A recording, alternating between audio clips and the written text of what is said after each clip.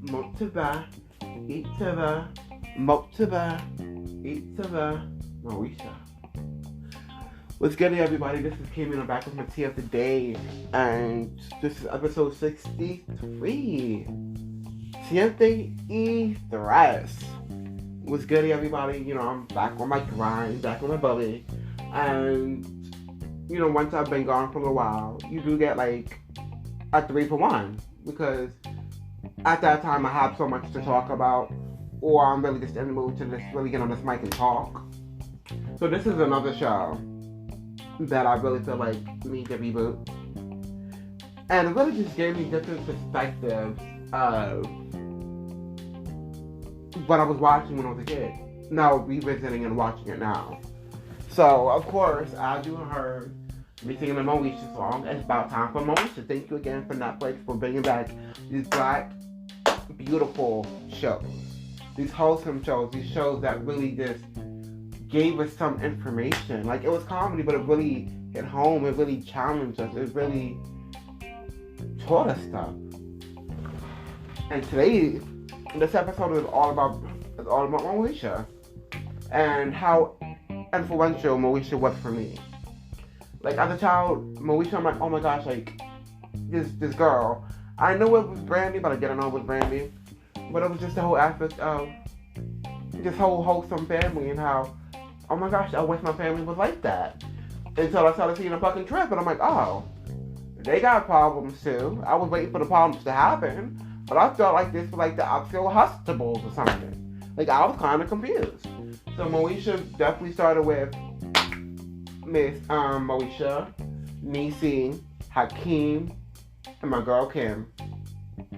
And it was like the four of them. Of course, Niecy was the last one to enter the friendship, but like, just their banter was just amazing, but it still was a little toxic because I felt like they wasn't really friends. Like, you ever do that, but then are you really friends if you talk about people's weight, or if you really just trying to cock block and stuff like that? Like, Brandy was a trip, like, or Moesha, she was a trip. Like, I felt like she was very snotty. I felt like she was privileged, and she didn't even know it. She didn't understand how privileged she was. Like, your whole father had money. Yeah, you lost your mom. Absolutely, that was hard, and I definitely felt for her in those moments. However, the way you was acting, you was cutting out way too much. You was really doing too much. And yeah, like, that was coming from, some of it was coming from, oh, I'm good and I can do what I want. Some of it was definitely an aspect of getting back at your father for moving on. Feeling that he forgot about your mom, neglected your mom. Like, I never understood. Like, I get it, but it's hard to be a step-parent. I can just imagine from personal experience. Like, I seen it growing up. So no, it's hard to be a step-parent, but I know it has to happen. I know it has to be some type of something has to give from the parent and from the child for it to work. But they both have to want it to work. Like, once they realize that this person is not leaving your parent, then I think it becomes the fact of, okay, so let me try to break them. Okay, if that didn't happen, okay, let me try to be nice to them. Okay, now they're like that, but I'm not happy with me being nice to them. So Moesha indeed definitely dealt with a lot of that throughout most of the Moesha show. And I felt like I loved it. I loved it, especially when when Moesha really just opened up and was open and honest with her. Like, about the birth control, about Q, just about just different significant things and her life that she was going on. She really felt like she was able to trust Dee finally. I knew that Dee was not going anywhere, and that Dee was the best for the family. Like, she's not trying to replace who you lost, but she's still trying to help you grow and help your father be happy and help Miles grow and be successful and just be good people. Many, many lessons. I love the fact how Kim was humiliated, was shamed for her weight, but she never let that affect her. She was big, but she wasn't even that big. When she was big, black, and beautiful. And she played into every aspect of that. I didn't like how they always made it seem like she was dumb, or I guess that's the character that she, I guess, played. Even though I felt like she was more, I guess, challenged in the part because she wasn't moesha. But I'm happy she had a spin-off show. I wish, and I know that they try to make up years after, but I just wish that they really was good during those times. Because, yeah, Brandy was making her way in mainstream, but Countess was about to get her run for her money, because Countess can motherfucking blow the shit off of everything. Like, her vocals is motherfucking serious, her tone is serious, it's so fucking soulful. Like, I loved Countess Vaughn's vocals back then. Now, y'all can keep that, but back then, like, those vocals was everything, and I was here for it. So, we go down to Hakeem. Hakeem was like this nice, handsome, respectable dude. You could tell that he wasn't tough, but he was just, you respected him a little, you know? He always came over every morning, every afternoon, every night for lunch, dinner and breakfast. He made sure he ate because he knew that what his living situation was. I'm mad that we didn't get to see his mom as often as we did. That would have been wonderful.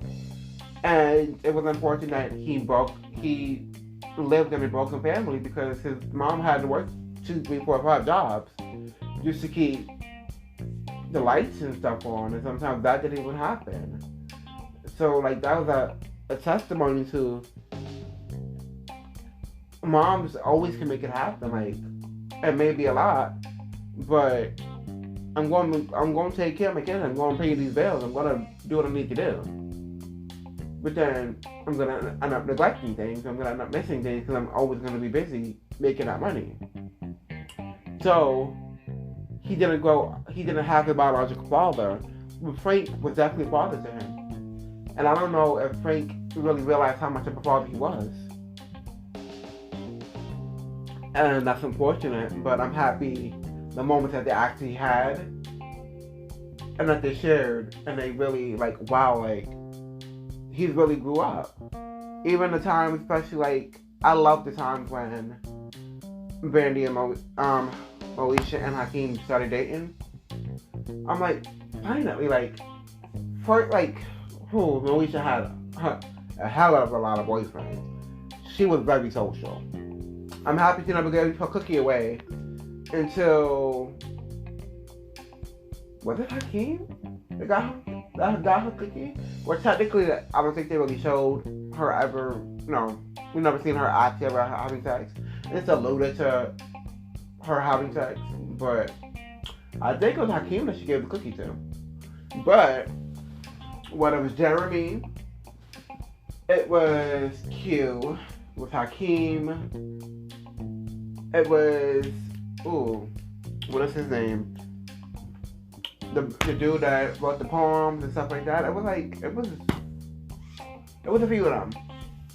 But her heart was always with Q.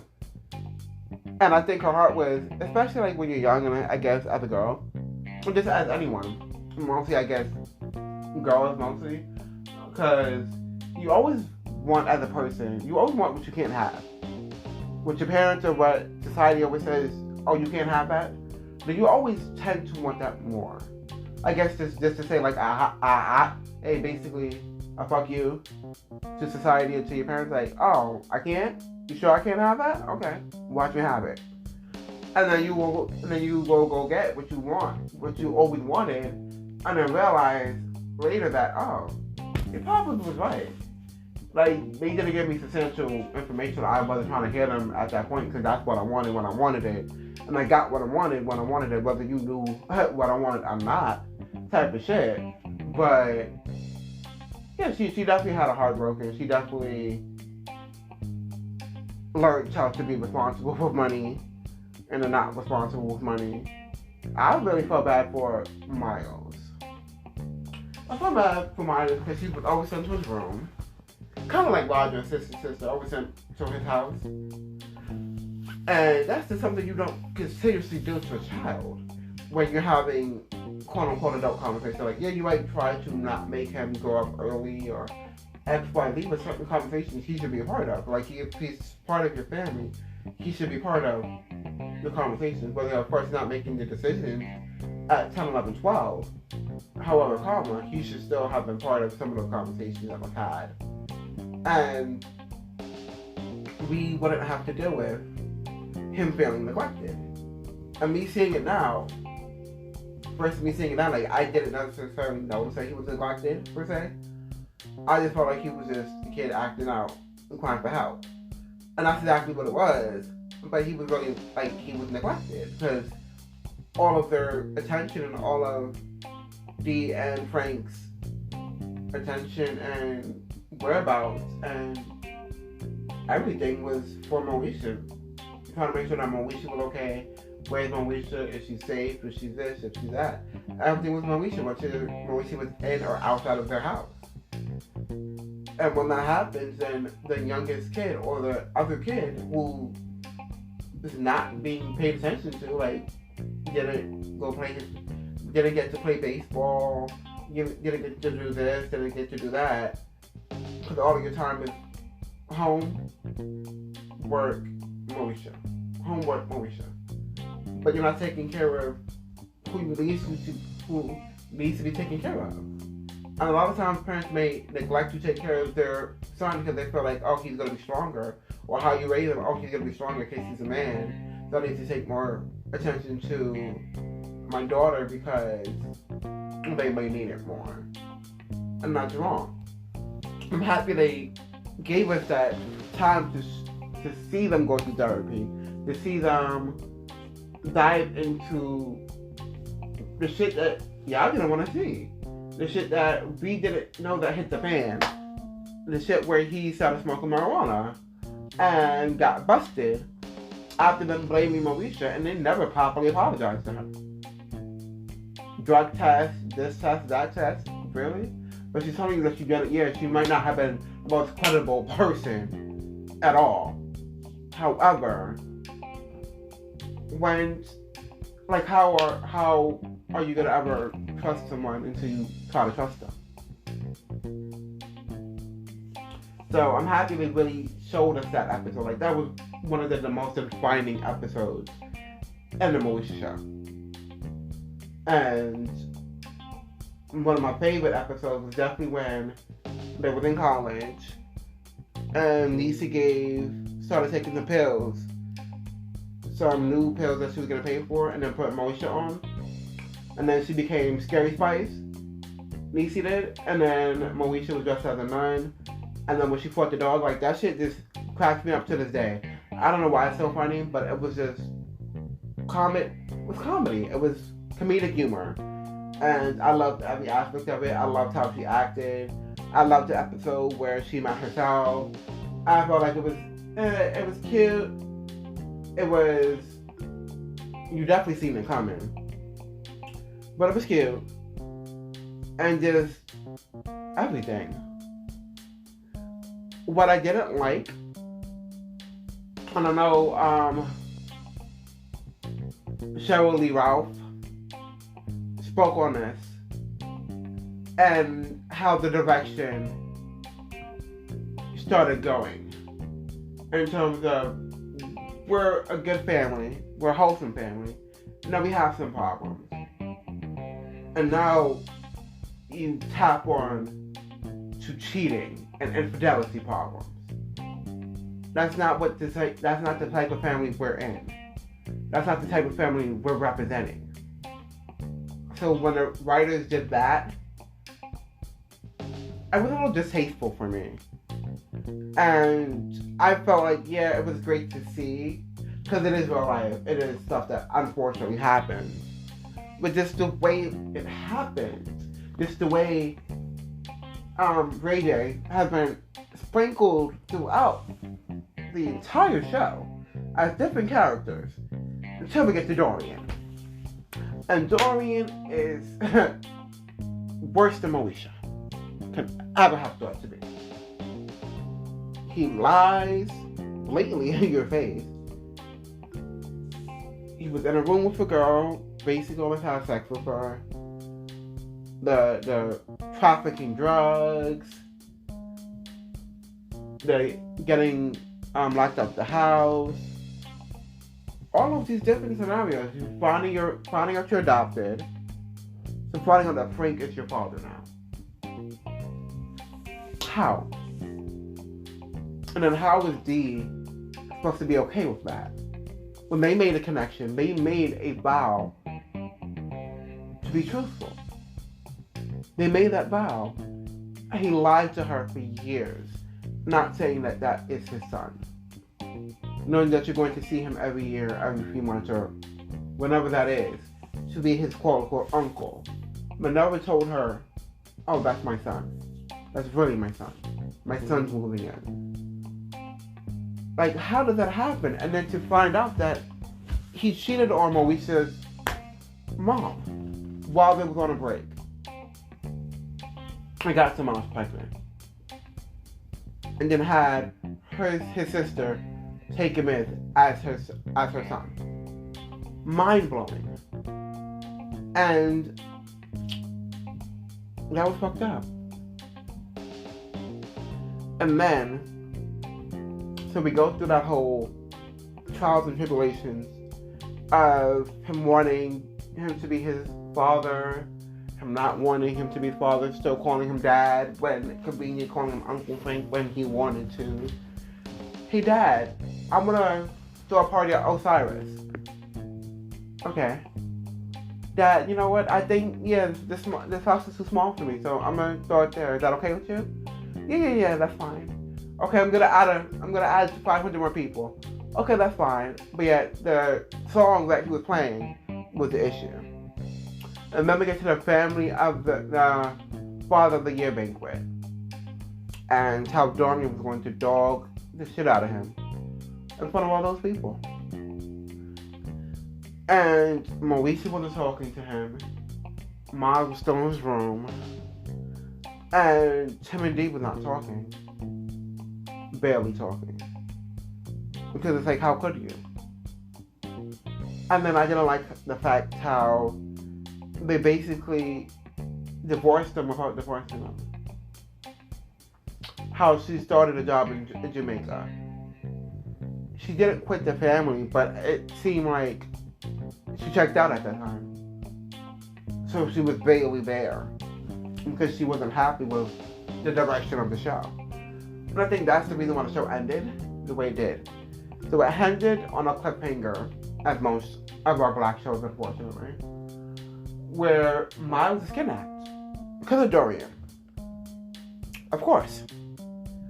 And I need to know where the fuck Miles is. I need to know if they got him, if they paid the people to get him back. What happened to Miles? What happened to Moesha and Hakeem? What happened to Niecy? Did Kim come back in the mix and join them? How is Dee and how is Frank? Did their marriage survive? These are the things we need answered. And we're not gonna stop asking until y'all do it. The only big issue I see with this reboot is you don't have Endowed. Because unfortunately, Yvette, I forgot her last name, but Miss Yvette, she passed on. And that would be the most difficult part of doing this reboot for this show and for the Parkers. Because you don't have Yvette. And the same thing for Martin, because you don't have Tommy. Tommy was a impactful part of the Martin show. Just like Endell was an impactful part in the moesha brand. So, as much as we need a reboot, and we want it, and we deserve it, and it's for the culture, it was just so many lessons that you will learn from watching the show. I need them to do it correctly. If they're going to do it at all, I need it to be correctly. I need it to start, unfortunately, with a funeral of Endell. And then we would have to go on from there. I guess that's how everyone will reconnect again. All the characters with Kim, Niecy, moesha, Hakeem, all being in the same room. JW, TK. Like, I feel like that is where it needs to start. And then go from there. And make magic again. Because moesha was nothing short of magical. Thank y'all again for watching and listening to episode 63 of Give Me What the Cheese podcast. And please definitely let me know what your thoughts is on these episodes I'm putting out. Let me know if you really want to be on it. Like, I definitely am looking for artists to be on it, to display their art, business people to display their books or their website or anything, any type of conversation you want to have. Let's have it. Like, if it's a serious conversation, like your experiences, your life experiences, your life lessons that you want to share that you've overcame, and you want to help other people overcome those. I want to have those type of conversations. If you want to just chit chat about gossip, about celebrities and XYZ, I'm here for that too. If you want to come on here and spit some bars or sing a song, I'm here for that too. Just hit me up at Facebook, Akeem Holder, and my IG is Mr. Holder. Thank you for listening again. Laters.